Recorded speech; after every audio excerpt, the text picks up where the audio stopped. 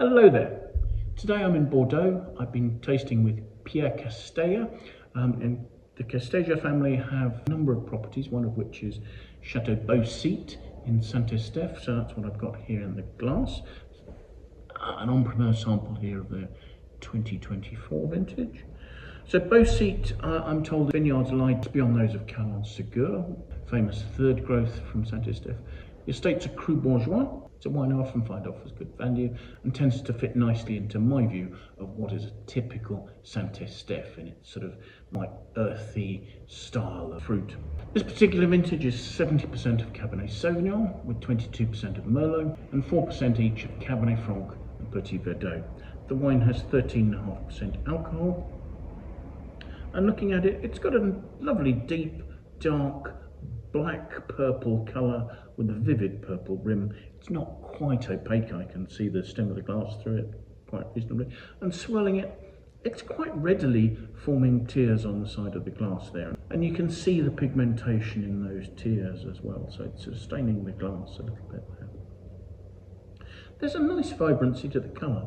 The aromas initially have quite a closed up and slightly earthy note. But behind that you can see some juicy red fruit, red to black fruit. Maybe it's mulberry, a touch of raspberry perhaps, but maybe more towards a sort of loganberry, that sort of red to black fruit there that you can get with that.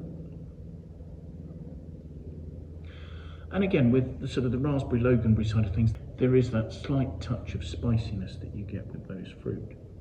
So let's taste.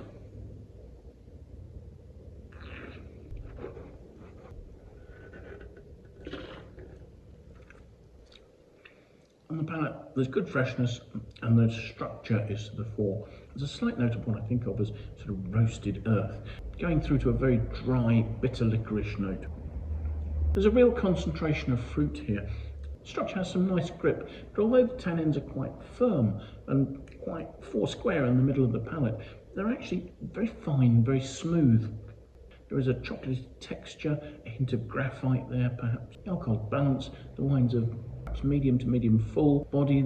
At first the acidity seems quite balanced, but actually it's going on and it's showing beyond the fruit to give the wines a nice juicy nature to finish.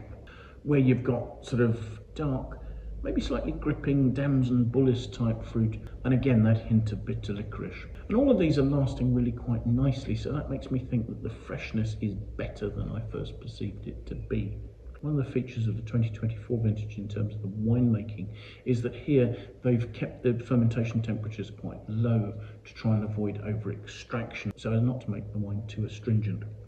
And the tannins have been handled really well here. There is a sort of a slightly mellow nature to them, where they have grip without being particularly astringent. Assuming it's priced advantageously, this could well be a wine that could offer some really nicely priced regular drinking in the future. It's got quite a classic Saint Estephe style. I think this would have quite a good medium-term life ahead of it, i.e. you could drink it in 4 or 5 years and it would probably carry on drinking for up to 10 years after that. It's probably not a wine that's going to be top of your list of wines to buy en primeur, but I think it's one that might be worth keeping an eye on as a great value wine. I'll leave a link to the Wine Searcher webpage for this vintage of this wine so that you can follow the link, and once it's been released you can see where it's available and at what price. We'll also have other details there that you can access via the tabs on those, giving you some of the background information. For instance, I didn't tell you that this is a wine that aged in 38% of new oak. So we'll try and put that sort of information and the blends and that sort of thing up on that page for you. If you've enjoyed the video, do please press the like button. If you've got friends you think might enjoy watching it, please pass it on to them. We'd really appreciate that. If you'd like to watch more of these videos, it would be great if you'd subscribe to our YouTube channel, and that way you can also set yourself a notification and you'll be alerted every time we publish a new video. If you have any comments, please pop them in the comments box below. I'd love to hear what you think about the tastings we're doing, the wines we're looking at, or anything else that relates to that. I am going to be in Bordeaux for another couple of weeks, so I'm hoping that we will be able to post quite a few more of these videos. So I do hope you'll join me on my travels as I go around. Till then, bye for now.